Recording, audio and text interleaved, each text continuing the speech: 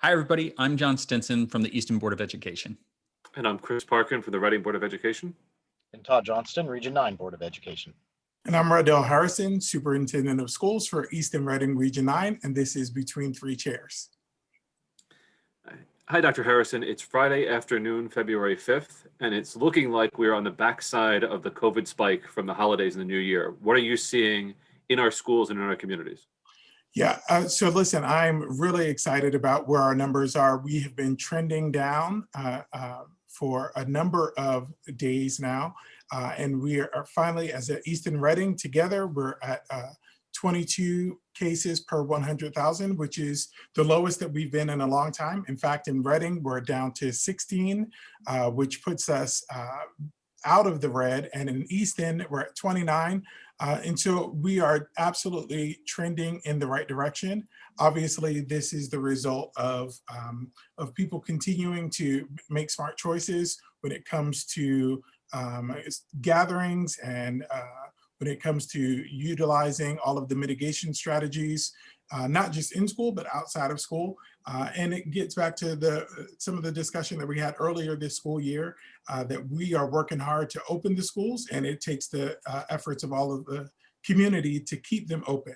We have heard that with Super Bowl weekend coming up, with Super Bowl Sunday being this week, that we just want to encourage all of our families, all of our students to be very conscious of gatherings, keeping your mask on, and being really careful of how you're cheering for your team if your team happens to be winning. And that's an important piece just for us as we think about keeping the community spread low. Great. And with the COVID numbers being down, it looks like we're still going to move forward with going all in at Joe Barlow's, which will be the first we've done that since March of last year. Can you elaborate a little bit on how the educational model is going to go in the cohorts starting next week? Sure. So I'm very excited to have all of our students back on campus, or the majority of our students back on campus, starting on Monday at Joe Barlow. I had an opportunity to do a walkthrough last week with the principal, the administration, with our one of our health directors, with a couple of our teacher leaders, central office staff. We were able to see the work that they've done over the last several weeks to get prepared for bringing in all of our students. So increasing the barriers that we have in places where we're concerned about how many students that we have. So making sure that the rooms are safe. They did some rescheduling, some changes to the overall schedule that I think is really some smart moves.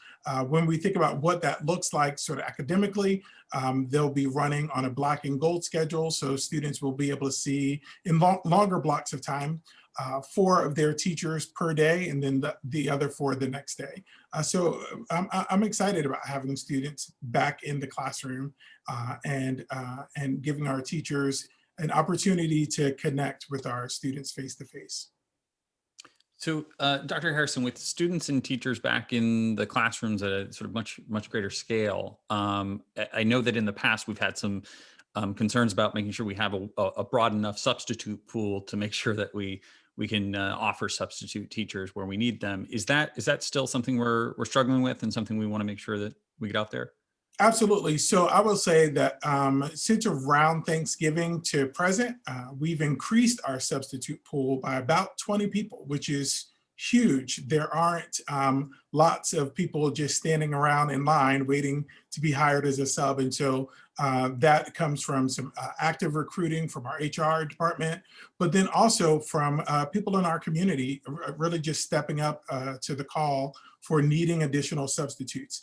We've recently put out a call for additional subs in Easton. So we encourage you, if you are interested or able to sub, even if it's just 1 day a week, and to the point of, why do we still need subs if we were able to increase by that much? Well, some of those subs are only available certain days of the week.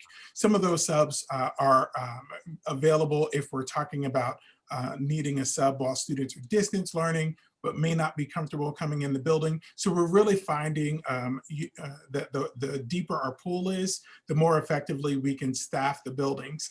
As I mentioned before, that when it comes to keeping students in school, it's not just about the outside COVID numbers in the community or about the number of students that are exposed or in isolation, but it boils down in a lot of cases to staffing. So we had some close calls last week and earlier this week in Easton, just as far as having the right number of staff in the building.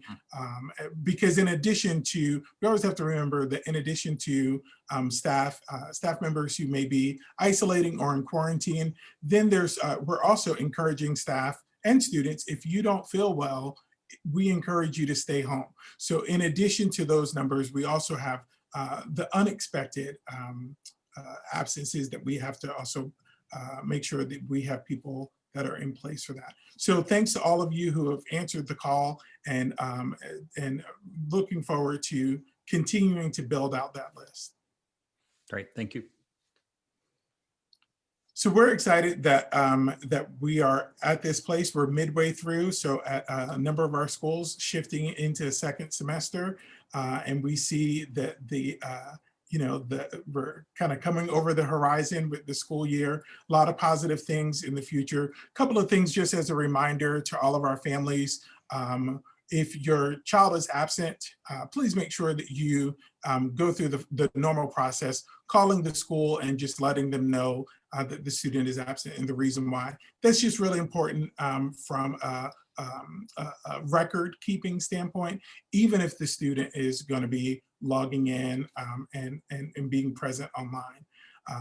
Want to take an opportunity to say thanks to our teachers and administrators and our families for all of their flexibility over the last several months. But even this week, with having one day in as a snow day, one day remote as a snow day, I know that that's very different than the way that we've done things in the past.